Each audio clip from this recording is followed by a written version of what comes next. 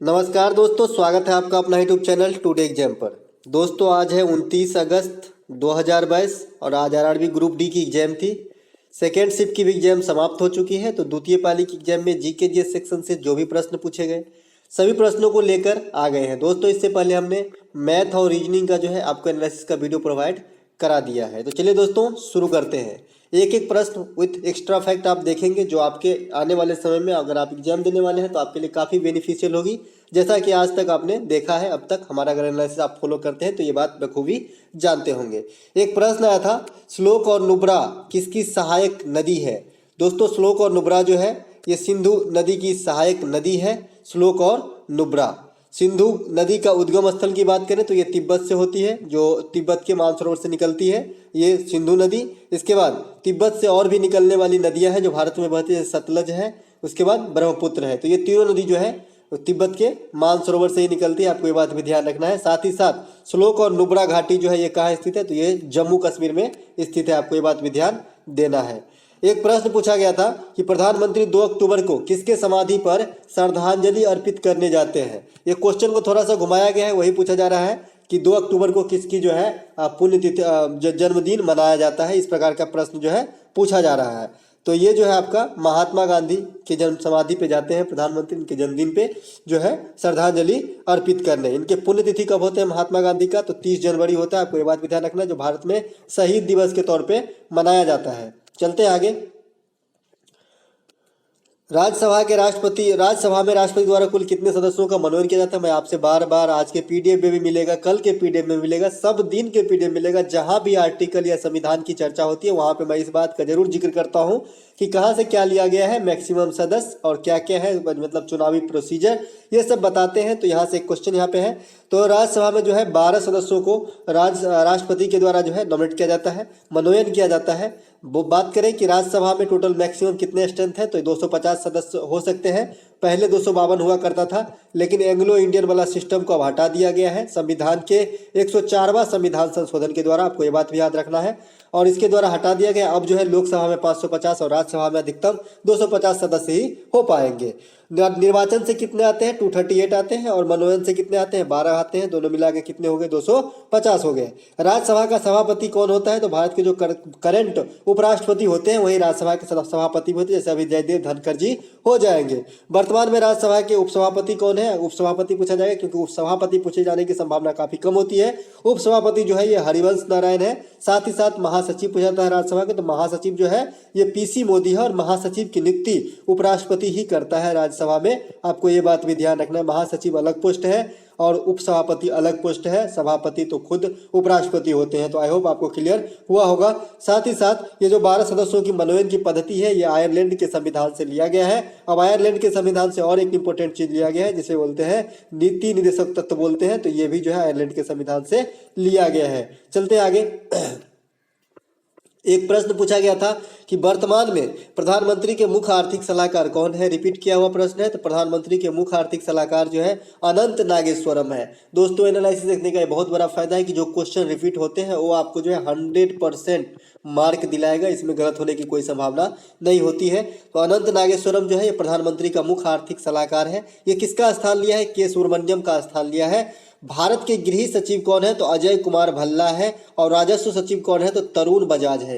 ये दोनों की पूछे जाने की काफ़ी संभावना आने वाले समय में रहेगा, क्योंकि आज जो है फिर से ये पूछ दिया गया है मुख्य आर्थिक सलाहकार। साथ ही साथ एनएसजी पूछा जाता है, राष्ट्रीय सुरक्षा सलाहकार अजीत डोभाल, तो ये तो कोई गलती नहीं करेगा। लेकिन राष्ट्रीय उप सुरक्षा सलाहकार अगर पूछ दिया जाए तो बहुत सारे आदमी इसी को मार के आ जाएंगे, तो ये मिस्री है, आपको ध्यान रखना है। राष्ट्रीय उप सुरक्षा सलाहकार और राष्ट्रीय सुरक्षा सलाहकार वर्तमान हेड वाला पूछा जाएगा, तब अजीत डोभाल को करके आना है। अब गृह सचिव कैसे याद रखेंगे, गृह सचिव अजय कुमार भल्ला है, तो याद रखने के लिए फनी वे में आप याद रख सकते हैं कि घर में चोर आता है तो भाला निकालो, तो अजय कुमार भल्ला जो है ये गृह सचिव है। उसके बाद राजस्व सचिव को आप कैसे याद रखेंगे, तरुण बजाज है।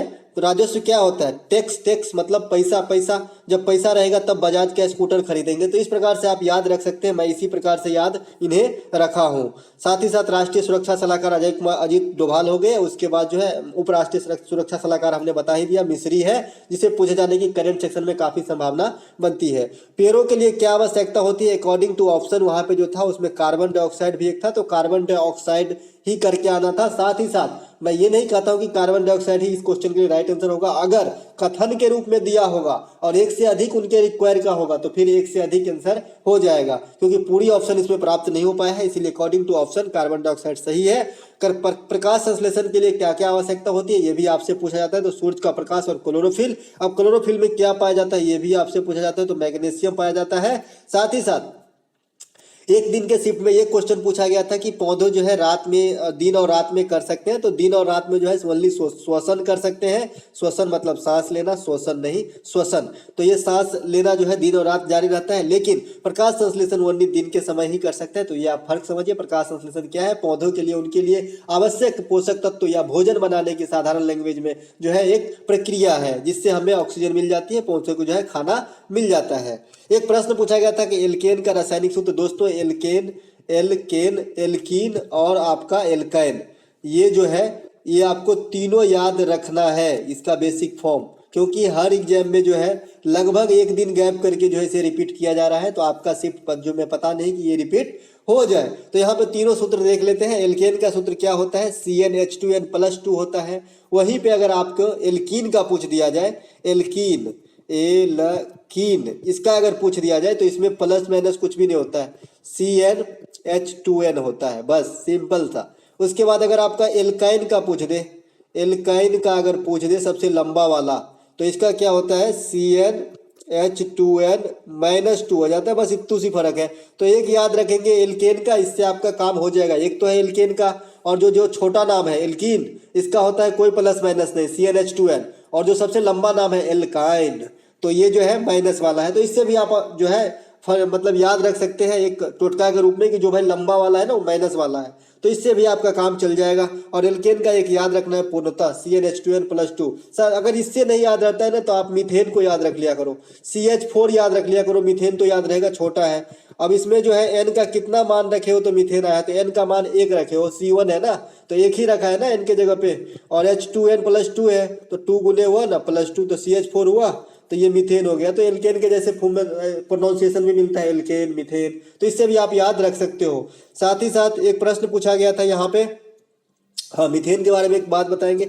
मीथेन जो है ये मार्स गैस है, इसे दलदली गैस भी, मार्स गैस भी कहा जाता है। ये दलदली वाली जगह में पाया जाता है, ज्वलनशील गैस होती है।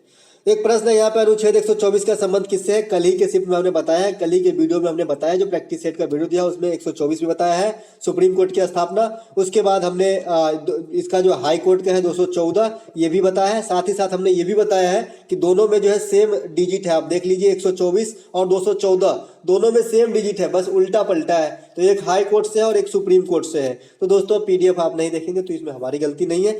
124 का संबंध जो है ये उच्चतम न्यायालय होगी देश में, इस प्रकार की बात कही गई है। अनुच्छेद 214 की बारी हो सकती है अब हाई कोर्ट से पूछा जाए तो राज्य में एक हाई कोर्ट होगा, लेकिन जरूरत नहीं है कि हर राज्य में हाई कोर्ट हो, एक राज्य दूसरे राज्य के हाई कोर्ट पे भी डिपेंड रह सकता है। जैसे बहुत सारे जो आप देखेंगे उधर के जो है तो बहुत सारे राज्य एक जो है दूसरे के हाई कोर्ट पे भी निर्भर है।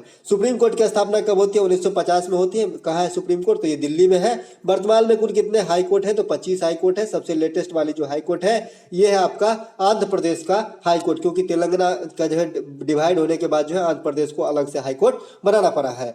एक प्रश्न यहाँ पे आया था, C2H6 का रासायनिक नाम क्या है? दोस्तों अभी जो 3 बेसिक फॉर्म आपने देखा, CnH2n+2 ये था एल्केन का, फिर आपने देखा CnH2n ये था आपका एल्कीन का, उसके बाद एल्काइन जो सबसे लंबा वाला होता है, CnH2n-2 जो होता है एल्काइन, जो 5 वर्ड में लिखे जाते हैं, तो इसका था। तो यहाँ पे आप देखिए C2H6 किस में डालने से होगा? अगर मैं यहाँ पे डाल दूँ C2H6 तो कहाँ होगा? ये लास्ट वाले में होगा, C2 और 2 दूना 4 -2 2 हो जाएगा।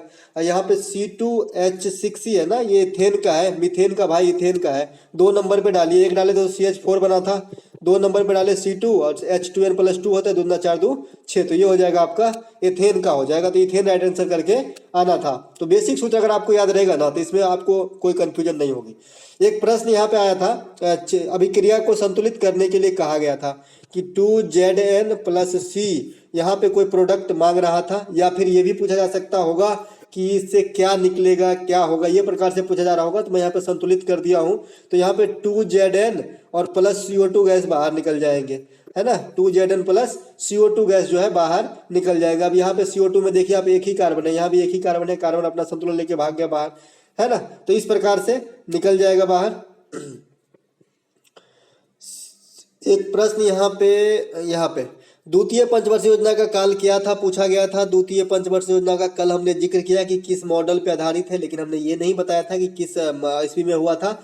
लेकिन जब मैं ये बता दिया कि किस मॉडल पर आधारित है तो जरूर आपको ये ध्यान रखना चाहिए, कम से कम शुरू के 2-3 और लास्ट के 2-3 की जो है काल अवधि जरूर, और रोलिंग प्लान ये सब जरूर याद होना चाहिए। इसकी ईस्वी क्या रहेगी, क्योंकि इस घुमा फिरा के जो एग्जाम में रोलिंग प्लान और द्वितीय पंचवर्षीय योजना, तृतीय पंचवर्षीय योजना, पांचवी पंचवर्षीय योजना किस चीज से संबंधित थे, और पहला दूसरा का मॉडल। तो पंचवर्षीय योजना से इतना प्रश्न पूछा जाता है, बहुत कम पूछा जाता है, आपको जो है ध्यान रखना चाहिए। तो ये 56 से 61 तक जो है द्वितीय का काल कर रहा है, पहला से जो है पहला पंचवर्षीय योजना का 51 से 56 रहा है। तो आपको ये बात भी ध्यान रखना है। पहला जो है हैराल्ड डमर पे था, दूसरा जो है पीसी महाल लोविस मॉडल पर आधारित था। द्वितीय पंचवर्षीय योजना जो है ये भारी उद्योग इसमें काफी लगाए गए, जैसे दुर्गापुर में स्टील फैक्ट्री लगाए गए, राउरकेला में लगाए गए और भिला इस्पात संयंत्र लगाए गए, तो ये सब भी लगाए गए थे। स्टैटिक्स फॉर्म में आपसे प्रश्न पूछा जाता है दुर्गापुर किसके सहयोग से लगाया गया था, तो ये ब्रिटेन के सहयोग से फैक्ट्री लगाया गया था दुर्गापुर, जो पश्चिम बंगाल में है। फिर राउरकेला जो यहाँ पे है उड़ीसा में है, ये जो है जर्मनी के सहयोग से लगाया गया था। उसके बाद भिलाई जो छत्तीसगढ़ में है वर्तमान में, पहले मध्य प्रदेश में हुआ करता था, ये रूस के सहयोग से लगाया गया है। तो आपको ये बात भी ध्यान रखना है स्टैटिक्स फॉर्म के लिए। एक प्रश्न यहाँ पे पूछा गया था कि एक परिपथ है, वहां पे दो ओम R1 और R2 दोनों जो है 4 ओम के है, ठीक है। ये लगा दिएगा परिपथ में, परिपथ से 10 वोल्ट की जो है वोल्टेज दौड़ा रहा है, तो आपको जो है धारा का मान पूछ रहा है। आप जानते हैं कि जब समांतर क्रम में जोड़ा जाता है, यहाँ पे समांतर क्रम लिखा है, ये न्यूमेरिकल का क्वेश्चन है। जब समांतर क्रम में होता है तो समतुल्य प्रतिरोध क्या होता है, 1/R1 प्लस 1/R2, अगर 10 है तो 1/R3 1/R4 ऐसे करते करते चला जाएगा, ये 1/R का मान होता है। यहाँ से अगर मैं कैलकुलेशन कर लूँ तो 1/4 प्लस 1/4 मतलब 2/4 मतलब 1/2 बराबर 1/R, मतलब R का वैल्यू आपका 2 आ गया है, R का वैल्यू 2 आ गया है। अब R का वैल्यू 2 आ गया है, वोल्ट का वैल्यू 10 है, R का वैल्यू आ गया 2 ओम और वोल्टेज कितना है 10 वोल्ट। तो धारा मान नहीं निकाल लेंगे, क्योंकि ओम के नियम से क्या होता है V बराबर R है। तो वोल्टेज का वैल्यू कितना दे रखा है 10, R का वैल्यू भी आपके पास 2 है, और आवेश पता करना है, मतलब धारा पता करना है, यहाँ से काट देंगे तो आपका आंसर जो हो जाएगा 5 हो जाएगा। तो इस प्रकार से जो है